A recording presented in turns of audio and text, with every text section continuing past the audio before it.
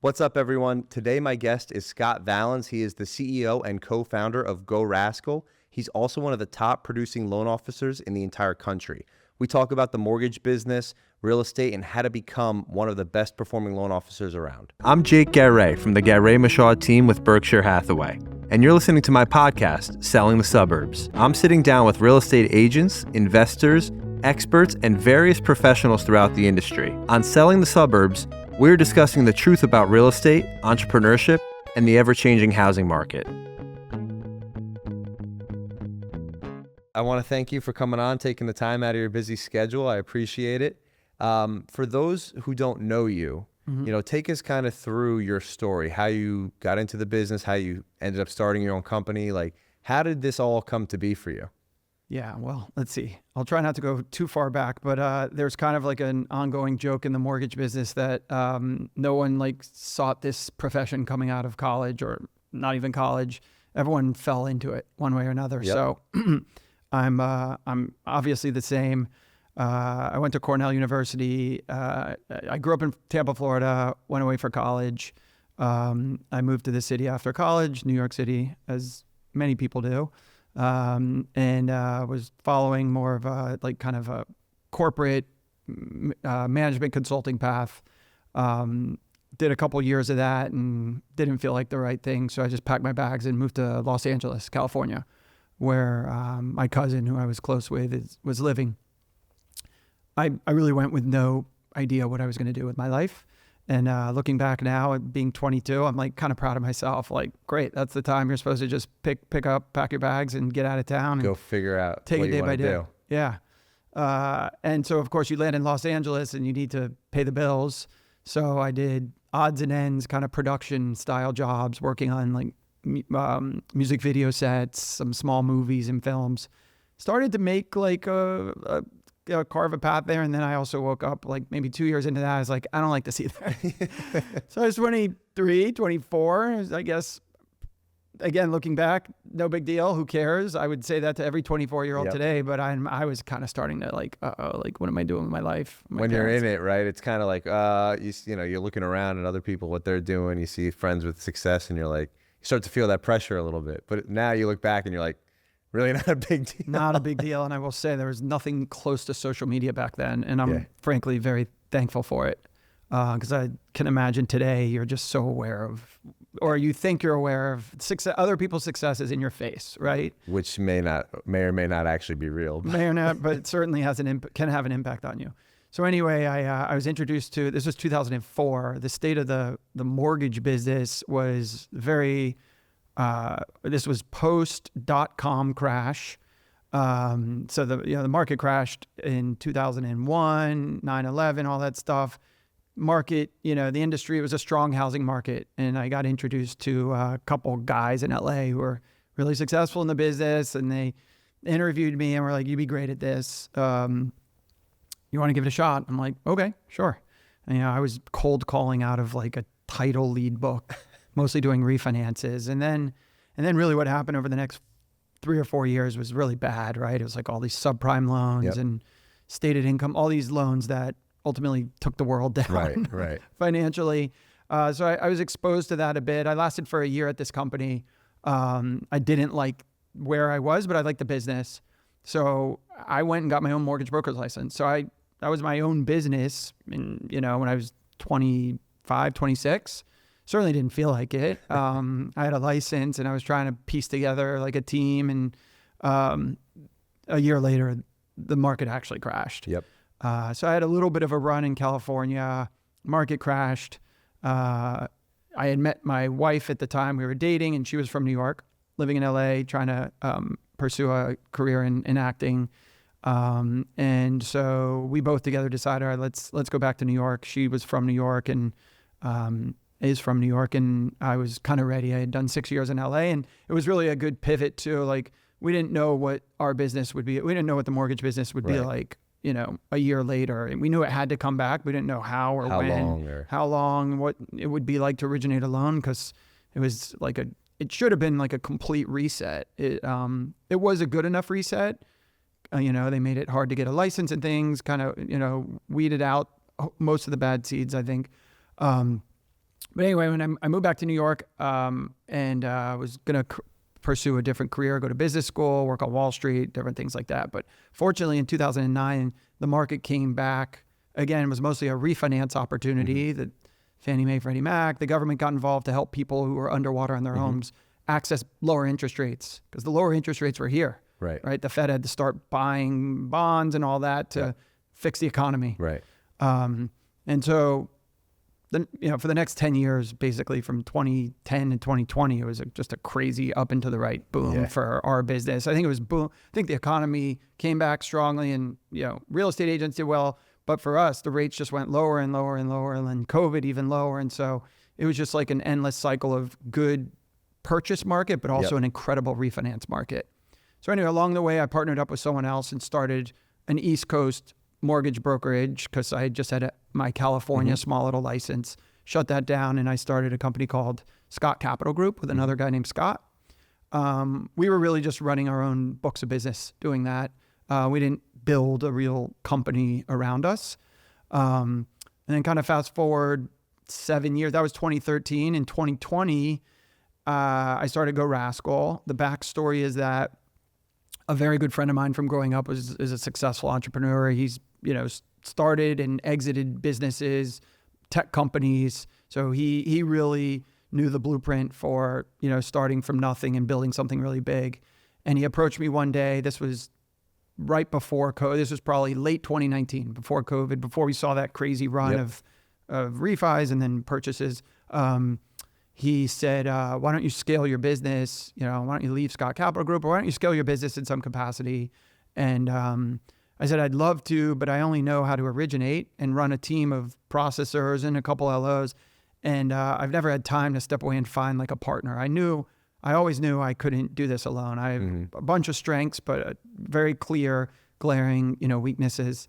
And he had just sold a company and had a bunch of young doesn't matter, but had a bunch of great people, ops people that had helped him scale this thing. And they were looking for their next opportunity. So he introduced me to my partner today, David. We met for coffee or a drink in Williamsburg, where I was living and running Scott Capital Group. And the best part of this story is that when COVID hit, David applied to business school. He was working for my friend's company. That job was kind of ending. He's like, I don't know what the future holds here. COVID just hit. Yeah. Best time to go to business school is when there's crazy uncertainty in the market, right? Like that's what they say. Like, go to business school, get that degree, make some relationships, and then by then the economy will have reset and figured out where it's going, and you know where to go. So we hit it off from a personality standpoint. And he's like, this sounds really cool, and you're about to do a ton of business in the middle of COVID. I'd love to consult with you for maybe the summer months before I start business school. He packed his bags, he was going to MIT, Cambridge, Mass, moved in, and then spent the summer, got his stuff set up there, came back. And after 3 months of working together, it went really well. And I said, you sure you want to go to business school? He's like, yeah, listen, I've already moved there. Between me and my friend, we really just like kind of chipped away at where like business school is going to suck during COVID. You're not going to be able to go out to the bars and network. You're going to be in your dorm room, stuck inside, doing Zoom. That's how business school is all about, relationships. So we convinced him to like cancel business school and just go all in with me. And that's awesome. He did it. And that's 2020 was when we started. We were kind of operating in a much smaller, different model. And then as rates started to go up after the really good run from 2020 to 2022, that's when we turned on our current model, which was let's grow by recruiting loan officers to join our team. Let's go to the marketplace and build something really special and get successful loan officers to leave their current company and come work for us. That's really interesting. I think, people, and I talk to agents all the time who got into the business on our side of things that were like, oh, I got into 2020, 21. And there was, I think, an assumption that if you got into the business at that time, it would be super easy. But it was actually really difficult because it was really the most experienced and the best agents who were getting all the business, right? Because they already had the book of business and they were just growing that. It's probably pretty similar for you. Like, it sounds great to start a company. It was good because there was a lot of refinances, a lot of purchases, but then you're also trying to build an actual company and a business. So you're not just producing, you're also trying to grow and scale. And then, of course, obviously rates change and that whole entire environment changes. So, it may sound great to start the company at that time, but I'm sure there was a lot of challenges when you first got started. Yeah, definitely. Our biggest challenge was our original model was to take inexperienced loan officers who had like what we thought was like the perfect, the aptitude, like intelligence, like good bedside manner, great communication skills, but no mortgage knowledge. Like a lot of mortgage people will admit today that we're jaded in the sense that if we take someone who's been doing this 10 years and I try to change their ways, it's very hard. Right. They're kind of set in their ways. Whereas if I take someone green who's never done it, we can train them and teach them how to do things the right way and do them well out of the gate, and they'll build good skills and habits. And so our original plan was I would stop originating. We'd take all these all this refinance business that was coming in the door. We'd take some of my relationships, my purchase book, and we'd spread it out to like 7 to 10 loan officers, and we help them from basically zero grow to a lot of success overnight. And we'd keep a lot of the margin because we literally handed them this opportunity. Right. It was more of like we call it like a retail model, but I don't know why. But it's more similar to the. I mean, in model. our business, that's kind of what it is, right? You've kind of got like your 100% brokerages, and then you've got your big brand names, which are more of that retail type of model. So we see it on the agency side, very similar. Yeah. And it was going really well because, and kind of to your point, loan officers that came into this business during COVID and had the opportunity to sit under a successful loan officer who had leads pouring in that they didn't have enough hands and ears and eyes to deal with, that they would then share those leads. Those new people got so many reps so fast, so many different scenarios, so many different sales pitches that it took like a 3-year, training cycle and condense it to 12 months or whatever, however long it was. And so that was really what I was a model. Like, we're going to load you guys up with business right out of the gate. No one gets this opportunity. Right. And you'll get to make a name for yourself, because whatever refinance business comes through the door, you'll get their next purchase. You'll get their brother or their mother, like we'll network to them and everything. So these are kind of like our leads at first, but anything that comes from these leads are yours. And so you can build a book of business overnight. Right. But most people, as you pointed out, if they just try to come in cold without a connection, it's going to be very Where's difficult. your business coming from? Right. Especially, I know in your business, you rely heavily on like realtor relationships and those networks. And, if I'm someone who's been working with an LO for many, many years, and someone cold calls me and they're like, oh yeah, I'm coming, I appreciate the hustle and I love talking to those people, but they're not going to earn my business on day one. It's going to take a long time before I start referring or recommending them. And, in a competitive market like COVID was, you need to know that the people that are involved in the transaction, the whole team, the agent, the home inspector, the LO, the attorney, that they're going to be able to get the job done, because anybody who stutters in that process could cost the buyer the entire deal. Yeah. And obviously the refi business is a little bit different, but at least on the purchase side, that's what we see as agents. And, the last thing we ever want to see is we refer someone and then they're the kink in the chain that causes the whole thing to fall apart. Did you see during COVID, we assumed that loan officers lost realtor relationships because we were so consumed by refis that we neglected the relationship, and maybe even deals got screwed up because we couldn't handle the volume, that we didn't manage our refi. Every profession, because I know at the end of the day, right, realtors are kind of like the top of the funnel, right? We're the kind of in a lot of ways, and sometimes it's the bank, sometimes it's the attorney, but most of the time, for sure, the agent's the first contact for the consumer. I said so many attorneys, LOs, home inspectors, they all became a victim of their own success because they weren't, like we were talking about before we got started, like having the systems in place for the business before the business is there. They didn't have that.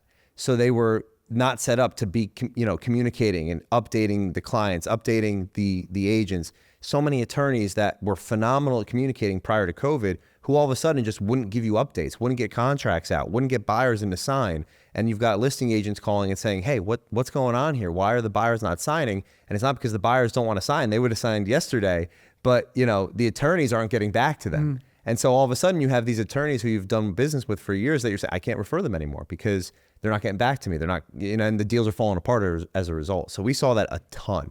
Yeah. I think what was interesting for us as loan officers is we're very much in an instant gratification society, right?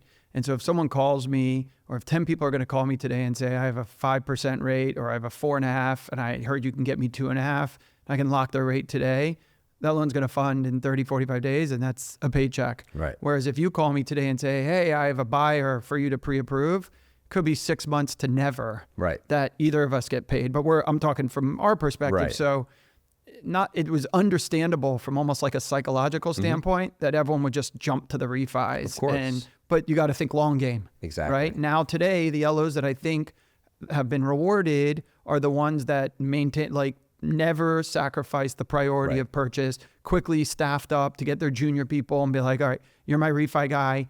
You can't mess this up. Just lock the rate for 60 days and it will close. We don't have all these parties involved. I'm going to focus on my relationships with my realtors and make it clear to them that, you know, my level of service will not suffer at all. And I've staffed up and I'm all in on our relationship. Yeah. And I think from our perspective, the best LOs that I've worked with have almost been like a business partner, right, with the client. So we get a lead, we get an introduction, we make the introduction to the LO. It's great to have someone that I know, number one, gets the job done, but number two, it's like we're both following up, right? So now they're not being the salesy person who's following up every week for updates because I'm checking in with them every other week or something like that. So they're hearing from both of us as a team, but we're then providing each other with communication. It's like, hey, I've done a couple of deals this year with LOs who were just calling me and saying, hey, that person I pre-approved 6 months ago, they're back to looking. Maybe you should reach out, and vice versa. So now you're maintaining those relationships, and that's a piece of business that maybe they did fizzle out for a while because they had, you know, whether it was just got beaten down by the market, the bidding wars, constantly losing out, or they decided to reevaluate and, you know, strengthen their financial position before they went out and purchased. Those, I think, are the people that are doing the best, is because they thought, like you said, more long-term as opposed to just like the instant gratification. What can I get today? And, you know, it was the low-hanging fruit for everybody, right? It was the same thing on the agent side. I would say your refis were like our listings, right? You couldn't take a listing and not sell it. Like you had to do something so entirely wrong to not be able to sell that property. So everybody became so focused on the listings, and what ended up happening was buyers were underserved. And now those buyers who were being underserved are now upset with agents, and so it kind of it goes on and on and on. Right. You reach back out to them later and they're like, I moved on. Oh, what? You got slow and now I'm important to you? Right. And I always say, like, with the market, from our perspective, I was so frustrated the last 2 years since, you know, end of Q3, Q4 2022, when rates started to spike, with how many agents were like, oh, times are tough. The market's so bad, you know, so on and so forth. And this is primarily here in the Northeast, right? Because it is segmented out throughout the country, but so many agents and loan officers were like, the market sucks, the market sucks. And I'm like, that may be true for us because our number of transactions are down, volume is down, whatever the case may be. But go tell that to a home buyer who's still paying 5, 6, 7% more than they were for the same house a year ago. Now their interest rate is double, right? The cost of that home is significantly more. And then the home sellers aren't selling because you're telling them how bad the market is, but it's still a seller's market. So you end up in this cycle where everybody's talking about the market being so bad. And I'm like, you know, you don't trade the S&P 500 based on volume, you trade it on what the price is, right? So you don't say the market's bad just because the number of trades is down. You say the market's bad because it lost 600 points in a day. You know, and the same sort of thing in real estate, like prices were going up, but all these agents and loan officers were saying how challenging the market was. And it was confusing the customer because they're looking at it. I'd go on CMAs and they'd be like, what do you mean it's a seller's market? What do you mean my house is worth 7% more than it was a year ago? Like, I thought the market sucked. I thought that I lost $40,000 in value. And then, like, of course I want to sell. I would have sold 6 months ago. And so you had a lot of miscommunication between the industry professionals and the actual people out, you know, the customers who were transacting. And I think there was just a lot of confusion there in that sense.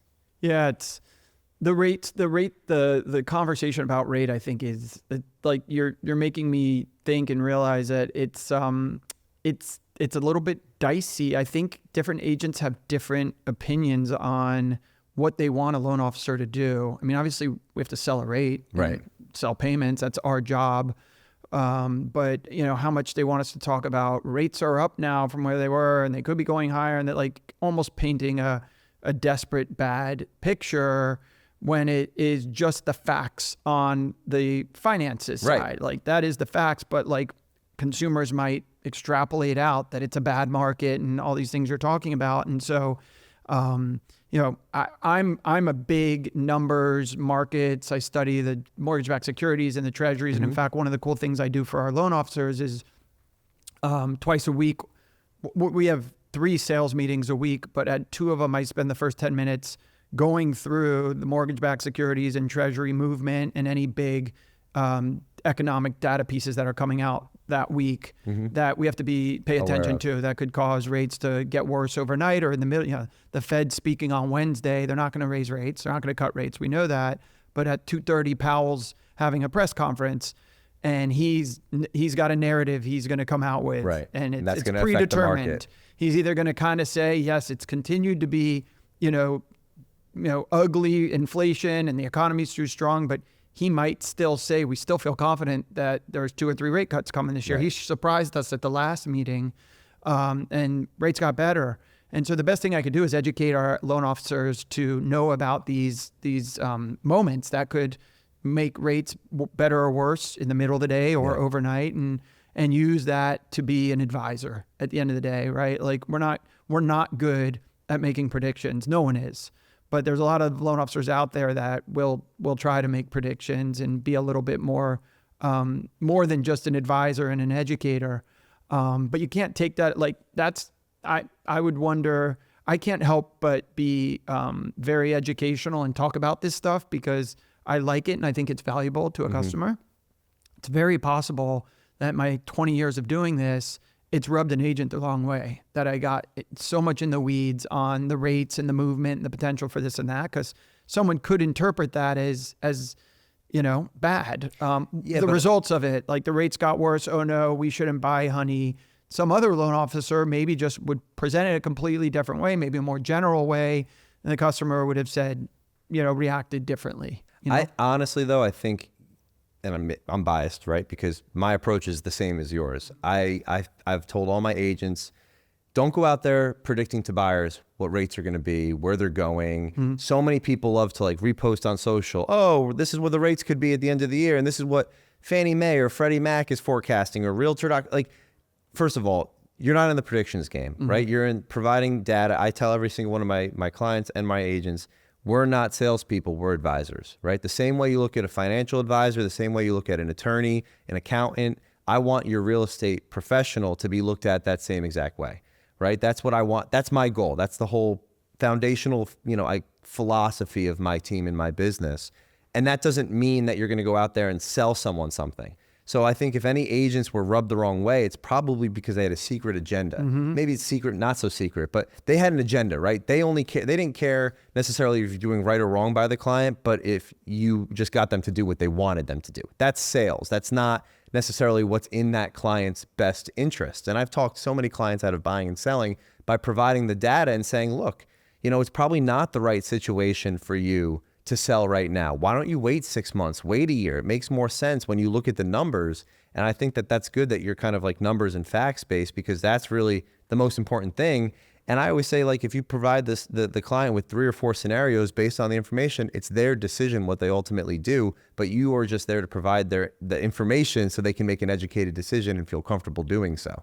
You know what I mean? I think that's the right approach to things. And I think at the end of the day, you have to let the loan officer do their job. And this is part of their job. And if you try to, oversee them or micromanage how they're doing the mortgage part, at least the pre-approval and the educational part, it's going to bite you in the butt, eventually. And I'm sure this as someone who's scaled a very significant business. You can't scale a business micromanaging every single profession that you have an interface with. We have a joke with myself and some of the other agents where it's if an agent's calling us 6, 7, 8 times a day on a deal, it's probably the only deal they're working on, because they're micromanaging every single step of the process. And you just can't do that when you're dealing with 50, 60, 75 clients at a time. Yeah, it might sound unpopular, but you can't scale a business mixing things up every different way for every different customer. Right. You have to stay true to your method and know that it works, and you've been successful and you do it for a reason,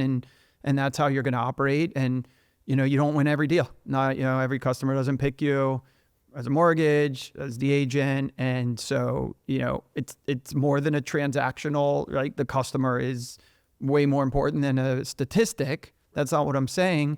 but you have to stay true to, who you are and your authenticity. And what makes you successful, right? Like you have to, sometimes you're going to tell a client something, like we may tell them a price that they don't like on the list price, and we may lose that business. But if that's truly what we believe, like I don't want to buy their listing by telling them an unrealistic number. And I also don't want to buy a bad relationship, right? So I don't want to set myself up for a standard that I can't provide and back. So if I say I'm going to sell your house for $1 million and it's really only worth 800, all I'm doing is you're going to hate me in 6 months. Yeah. And I might eventually get that transaction, but I'm going to hate the entire process along the way. And I'm just buying myself a headache, over that entire time. And that's not how you scale and grow a good business. And it's a referral game, right? Right.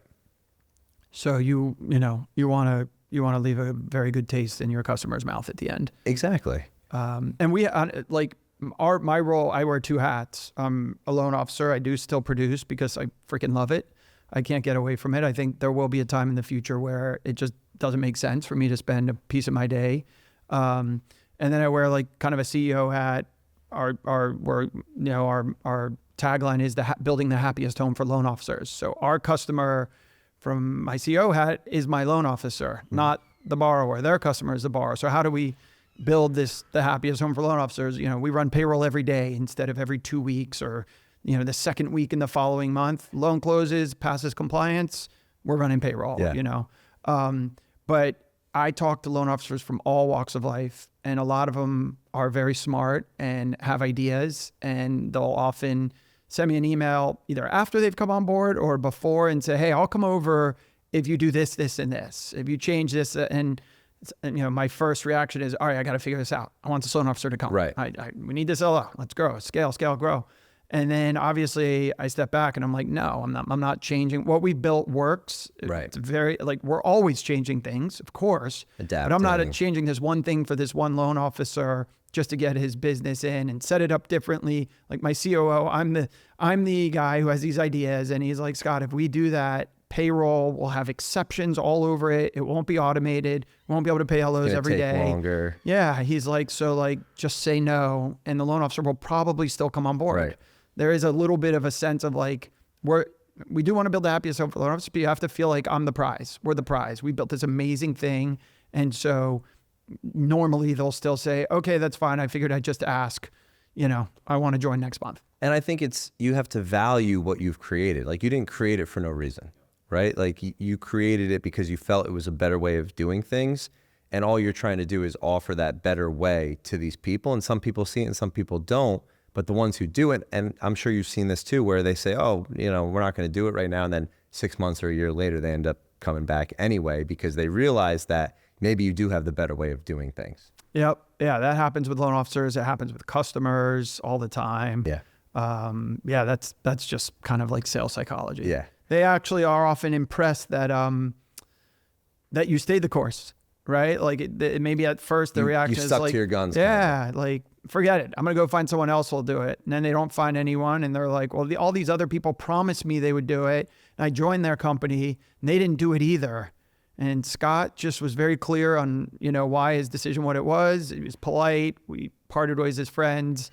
And so I'm going back to Scott. He's the only one that left a good taste in my mouth. Yeah. And that just happens across everything in life, I would say. Yeah. And I think it's staying true to your philosophies, your way of doing things, like you said. And even if people don't agree with that, I think there's a respect for that a lot of the time. And, people may not get what they want sometimes, but in the long run, I think they probably listen to you more because of that, right? They respect you more. And also, it doesn't hurt when you are a top producing LO and you obviously have a long track record of success, right? So it's kind of one of those things. I see it all the time with agents. I was talking to a couple people yesterday, and I'm like, you've got these young agents, they get into the business and they're hungry, but they're not coachable.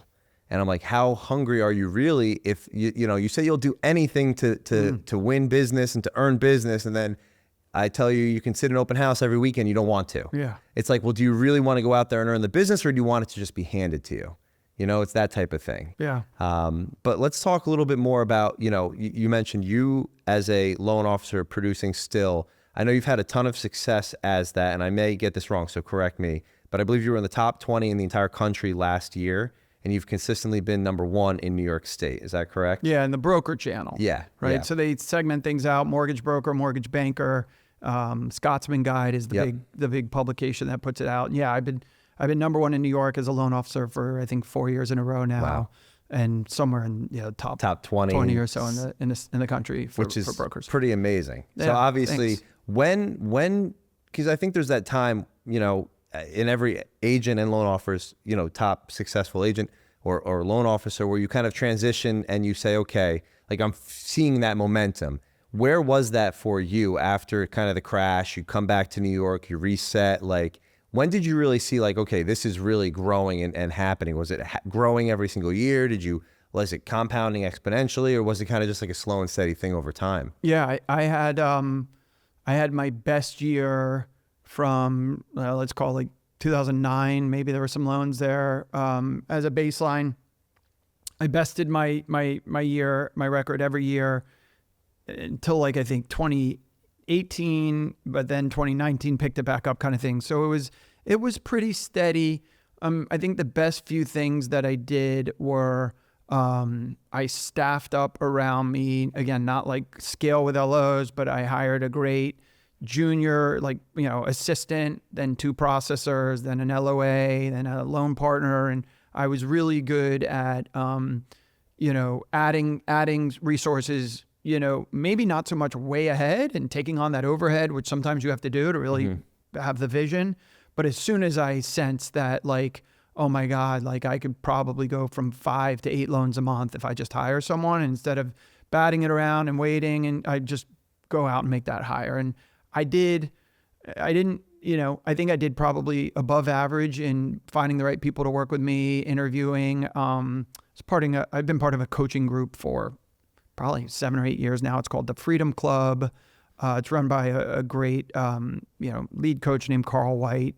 Mortgage Marketing Animals is their kind of free thing. And they, twice a month meeting with my coach, they were the ones that would study my stats and remind me and be like, now's the time to hire. And they would help with the personality tests and stuff like that. So I will say hiring a coach, like, the next question I was going to ask was, did you have any mentors? Yeah, I mean, mentors actually probably not the right word. So I would say I didn't ever have a mentor in the mortgage space, but I did have a coach. So someone that you actually coaches, seeked out and had hired to kind of help you along. Yep. That just are like, trust us, this is the system. Like, we know what's happening. We see the arc of your progress. And like, make these hires, do these things, set up your system, CRM recommendations and stuff like that. And so yeah, staffing up, not being afraid to invest in myself was probably the first thing. And then I've been more successful with past clients referring me business than getting like a really solid roster of real estate agents that I've worked with for 10 years or whatever. Right. I think the doing this for 20 years and doing a pretty good job of staying in touch with my past clients and all these people over the years has paid dividends. But my past clients, more than anything, have been huge advocates for referring me. I mean, honestly, that makes way more sense because realtors can be bought in a lot of ways, right? Like, I see so many agents and it drives me crazy. A lot of how we run our business is like, I got into the business because of like my family's difficulty with agents. So like whatever I saw the industry do, I would try to do the complete opposite. So like, it drives me nuts to hear about how it's like realtors are only going to refer you if like every realtor is like, oh, pay for my marketing, pay for my food, sponsor this, sponsor. And like, are you really building a relationship there? Or is it literally just like, pay for my stuffs and then I'll refer you. And then I've always said, I don't want to refer people just because they're going to sponsor an event or anything like that, right? I want the best person for the job for my clients. So from an LO's perspective, it makes way more sense because you could build a relationship with someone for 5 years and then the next thing you know, they go work with somebody else just because you said you're not going to like buy them Zillow leads or something like that. Versus your past clients, they've already had a proven success rate with you. They like you. And honestly, they're never not going to be loyal to you if you stay in touch with them. Yep. So it's much more difficult to build that referral space.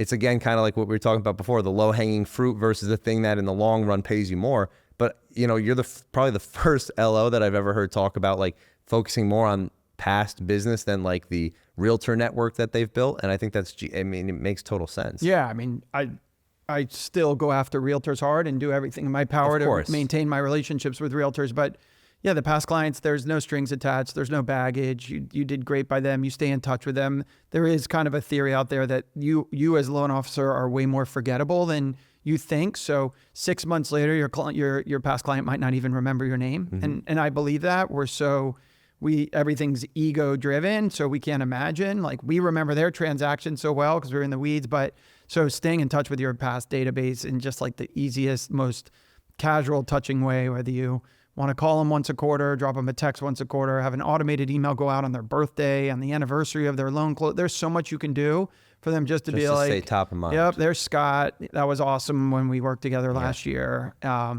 So we don't do anything very special around that, but and then I think state footprint has been so I started in LA, built a pretty good network out there, moved to New York, tri-state area. I grew up in Florida. I get a little bit of business there, but then I made sure I added New Jersey. I made sure I added Connecticut. This is at my old company. Mm-hmm. So again, some people might say, oh, for 2 loans a year, I'm not adding Connecticut. Like 2, I'll break even. And I don't look at it that way. I look at the 2 loans I did in Connecticut for that client. They're going to then refer me other people in other states. Yep. And so one of the things I preach to LOs a lot is, and we're licensed in 33 states, so I'm proud of it, is expand your footprint. Yep. You get one opportunity in a state, go out and get that license. It can be annoying.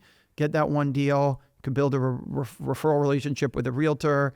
And I think now more than ever, crossing state lines and not being super local, listen, I mean, I know people, there are certain lenders out there who are headquartered only out of, Michigan, let's say, and they have no local presence. And so realtors will say, like, they're not not a local lender. They have no local presence everywhere. And so I could understand and respect that. But like, if you're in New York, New Jersey, Connecticut, like we pick up Massachusetts deals and we rarely have realtors say, nope, you're not local. The appraisal game's kind of worked itself out where you can get local appraisers, which is really all they care about. Yes, of course, if you're doing a co-op in New York and you live in California as a loan officer, run, customers better know. Run. I own a co-op and I know it is a nightmare. Right. So if you're not familiar with that process. Sure. But a single family residence in the suburb of Boston, like, we'll knock it out of the park from New York City. And that's another thing I think that was very strategically smart, just because, so like when I was growing my business, I did a lot of rentals, but I was doing rentals for investors. And I would say, like, if I don't do it, sucked. Right? Like you get 100 phone calls, you show up for 25 rental showings, 5 people would show up, half of them ghost you, they blow you off, and you make no money. Mm-hmm. But if I wasn't doing that, what would happen another agent would do it. And then that relationship is gone. Right? So if you're in Connecticut, you may not, do a ton of business there in year 1, but now they're not referring someone else, and like you said, if you're building a sphere of past clients, now they're going to start to, so it compounds. So in the short term, it doesn't always seem so obvious, but in the long term, it makes a lot of sense, because if you truly are focused on building relationships, those relationships aren't going away when you're doing what you say you're going to do for your clients and your realtor partners and everything else. Yeah.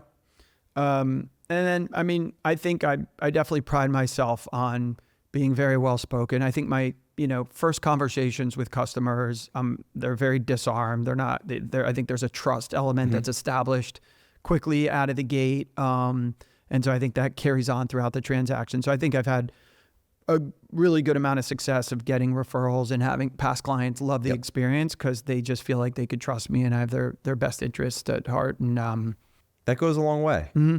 Yeah. So let's shift gears a little bit and talk about GoRascal now and kind of like, obviously you said in the beginning you had one model. Now I think you mentioned you've kind of more focused in on some of those veterans and getting the really top tier talent.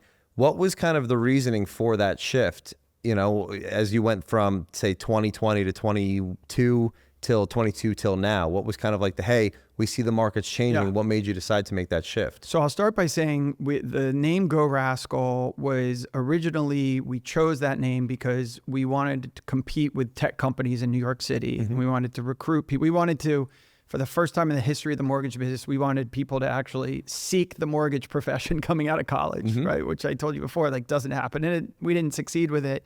But let's go find college grads who want to go work for these unicorn tech companies that are never going to go anywhere, and the job will maybe only last a year because they'll go out of business.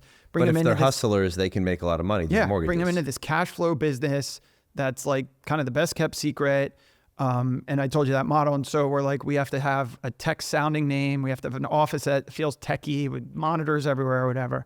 And so we originally were like, let's pick a pretty goofy name, my partner and I, to, be right there next to Google or whatever. GoRascal is a great name. I think if you ask most LOs who have been with us for a while, you get used to it, and it's fun, it's different. It forces, questions and conversation, which is great.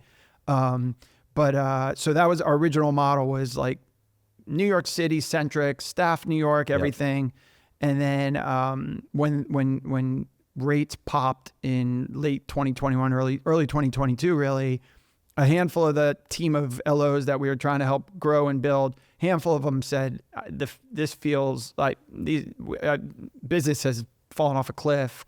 I don't know if like this is for me. When will this come back, kind of thing. Similar feelings to like what happened in the crash in 2008. So a lot of, they left. They're like, we're going to go different professions. This was fun. And if it kept going in that direction, we'd probably still be here. So my partner and I, we had to lay off a lot of ops staff. We had like 50 people working in an office, great office space in Brooklyn. And we're like, all right, where do we go from here? Scott, you still have your great book of business. That's awesome. But how do we scale? We still want to scale. And we found out about this model where, you pay like extremely high splits. There's other mortgage brokers that have done this, that have 1,000, 1,500, 2,000 loan officers, and you pay like exceptionally high splits. And you offer, everyone can do it a little differently, but most of the companies that do this, when they pay such high splits, they want good, experienced loan officers who know how to structure their loan. They don't need tons of back-end support. Right. You essentially become like a payroll and a compliance company. The same way that some of these real estate the shops XPs of the world, right? Things like They're that, like, you're on your own. You cover all your costs. We're going to pay you almost everything. We'll take a fee, and we'll be the back-end broker and all that. So we decided to kind of bring that model to the Northeast. It didn't really exist from a headquarters in the Northeast. And we also decided to add a lot more servicing and support than these other shops do. So we realized we were going to be delaying or forfeiting profit further down the road because we were going to invest and carry a larger payroll and, operational costs than maybe the next guy did. So we came out with our main value prop is what we call the balance blueprint, which is industry leading splits, but like very optimized support as well. And we leverage tech. We leverage the fact that we're pretty virtual anyway. So we don't have a huge office space. That's not a big overhead cost, but we use Slack, and we have this awesome like virtual culture through our sales channel in Slack, where our loan officers are all coming on and helping each other out and sharing wins and recommending lenders and whatnot. We leverage Zoom. We host all of our sales trainings, office hours every day. So, we have dedicated support staff that will sit in a Zoom room and just wait for a loan officer to come in and have support instead of them meeting face-to-face in an office. So David, my partner, worked for a tech company. He's really dialed in with tech in general. We built a great payroll system. Again, like I said before, that's everyday payroll. And then we also have a centralized processing team. A lot of companies that do this spin off processing and say, here's a bunch of third-party companies that will process your loans. We don't want to have the overhead of managing bandwidth and staff in-house.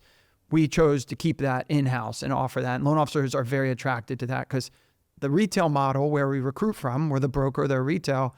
If anything, they have good support. Right. They have the ops, they have centralized processing and underwriting. So they have their core teams and stuff. I don't hear a lot of complaints directly to them. I don't have a lot of, I don't hear a lot of complaints from LOs there. What I hear is, I think, all the margin on these deals is being taken out of my paycheck to pay for all these bells and whistles and this middle management and whatever. And so I either have to sell worse interest rates or my commission check can't be as big. Right. So we took that out. We took all the middle stuff out. The mortgage broker channel by nature runs like thinner operationally. The lenders we work with typically have better interest rates than, the big retail operations.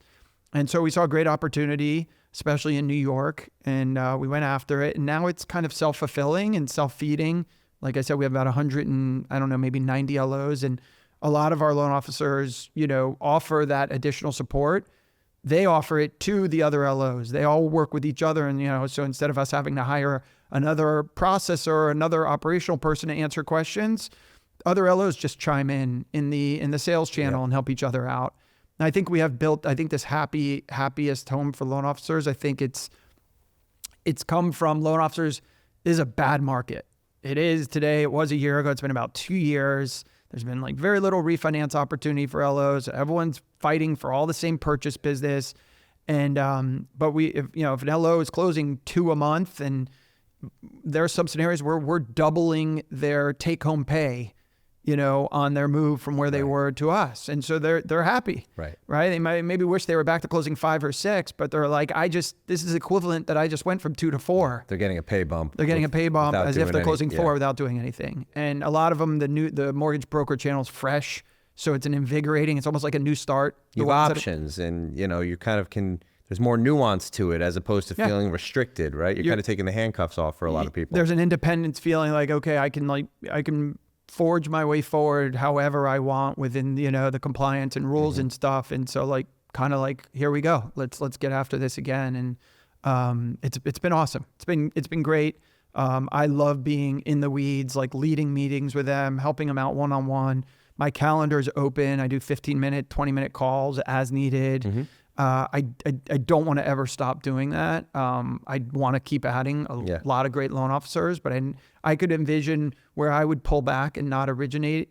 The point would become when there's not enough time in my calendar for me to hang out with everybody. Yeah. No, that makes a lot of sense. And it makes sense too, because you're getting top performing people who don't rely on you as much, right? And I always say that on the brokerage side. Exactly what you're describing is kind of like how I've always tried to operate and run our team. And it's kind of the same exact vision where I feel like it's like a Silicon Valley tech startup, right? You got to run lean and mean, cut expenses as much as possible, and just try and be as efficient as possible. There's so much inefficiency in this industry in general. And now with tech, I feel like there's so many opportunities for innovation, for driving down costs and trying to just maximize output for agents, loan officers, everybody in the business. And hopefully that leads to more of a consolidation at the top, right? Someone like yourself who can close way more business than that first person. And a lot of that is because, you have systems in place now. You know what it takes to get that business done. You're going to get things done in a way more efficient manner than someone who's just in their first or second year in the business. Yeah. And I think the big companies, the big retail companies out there that are trying to survive this crazy downturn that maybe everyone predicted would be over by now, right? Like rates started to pull back in the fall, and everyone's like, oh, 6 rate cuts coming up next year from the Fed. We'll have the first one by spring, and we'll be off to the races. And purchase business, people more listings because people are be willing to trade because the rate's closer to what they got. And a refinance market's coming back, and they're waking up month after month bleeding in the red. And when you're that big, the decisions are tough, right? You can't keep taking margin away from the loan officer to feed your losses. And then you have different branches around the country. This is a very profitable branch. This branch is losing us money. And so you take it away. But I feel for them. It's tough, big. But you kind of lay the bed that you're lying in. And then what's going to happen is when the market opens up, you'll be in a position where you're downsizing and scaling down. You won't have the ability to handle that business anymore. So it's a really bad place to be in, but that's why we're seeing so much consolidation, so much change, so many, professional switching companies and everything else like that, is because they want to align themselves, because it may suck today, but eventually the market will open up. And when it does, you want to be ready for it. And our models technically should be recession proof, because while we do pay really high splits to the loan officers, we make them cover all the incremental costs that are required to turn the lights on, right? Like our loan officers cover the cost of their technology, their credit reports and things like that. And so I don't wake up every month with $100,000 credit bill, right? That's how we keep our overhead down. So the splits are very high, but we're very clear that, the loan officer has to cover their costs. So it's very much like you're independent. You eat what you kill, and we take a little piece, and then you get to, but it's mutually beneficial. Totally. So for anybody who wants to connect with you, what's the best way to find you? LinkedIn, I think probably. I mean, I'm picking up my social media game a little bit here. LinkedIn's my kind of favorite place to post videos. I think it's the best place to attract and connect with loan officers. I wouldn't say like DMing me. Welcome to my DMs are open in LinkedIn. But Scott at GoRascal.com. My email's everywhere, all over. I have a great assistant who helps me manage it or whatever. In fact, I'm learning to like all the processes of getting things done. The true like GTD world is all about controlling your inboxes and directing people to your inboxes. And my assistant manages my email inbox, and so that's the best place. Actually, I tell LOs Slack me all the time, and I miss it. I'm like, please email me, and like we will talk. Because you have a system in place to manage that. Totally. So Scott at GoRascal.com. If you want to email me and connect, I love chatting with loan officers. It's actually like probably my favorite thing to do. That's awesome. Well, you've built a really awesome business. It's great to hear about, and I wish you nothing but success. And thank you for taking the time out of your busy schedule to come on. Awesome. Thanks. Thank you.